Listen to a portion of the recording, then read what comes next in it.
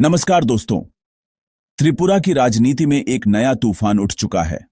दो बड़े नेता, एक त्रिपुरा मोटा से और एक अमरा बंगाली से, अब कानून के कटघरे में हैं। उनके खिलाफ सांप्रदायिक नफरत फैलाने के भाषण का मुकदमा दर्ज किया गया है। आखिर क्या कहा था उन्होंने? पुलिस ने कौन से कानूनी कदम उठाए और इसका त्रिपुरा की राजनीति और समाज पर क्या असर होगा?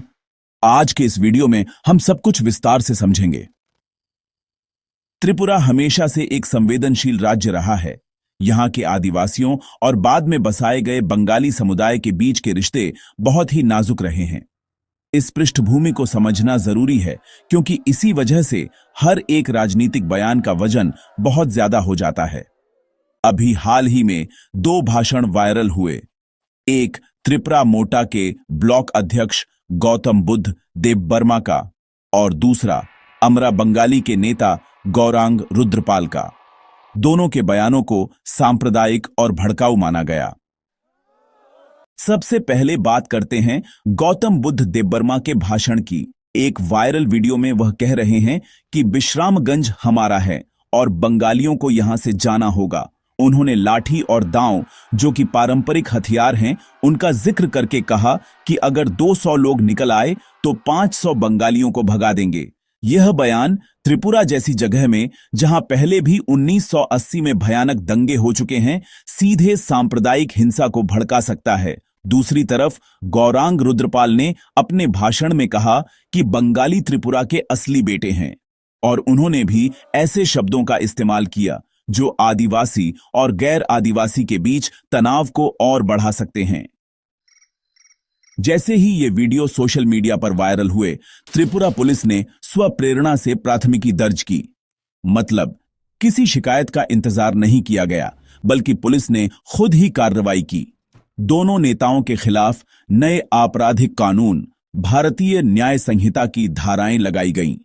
धारा 196 जो सांप्रदायिक नफरत और दुश्मनी फैलाने पर रोक लगाती है। धारा 352 जो ऐसा अपमान है जो शांति भंग कर सकता है, और धारा 353 जो झूठी या भड़काऊ बात है जो दंगे को जन्म दे सकती है। ये धाराएं गंभीर हैं और अगर साबित होती हैं तो 2 से 5 साल की सजा और जुर्माना भी हो सकता है। अब सवाल उठता है, इसका त्रिपुरा की राजनीति पर क्या असर होगा? एक तरफ त्रिपुरा मोटा आदिवासी पहचान को लेकर लामबंद करता है, तो दूसरी तरफ अमरा बंगाली गैर आदिवासी बंगाली समुदाय का पक्ष रखता है।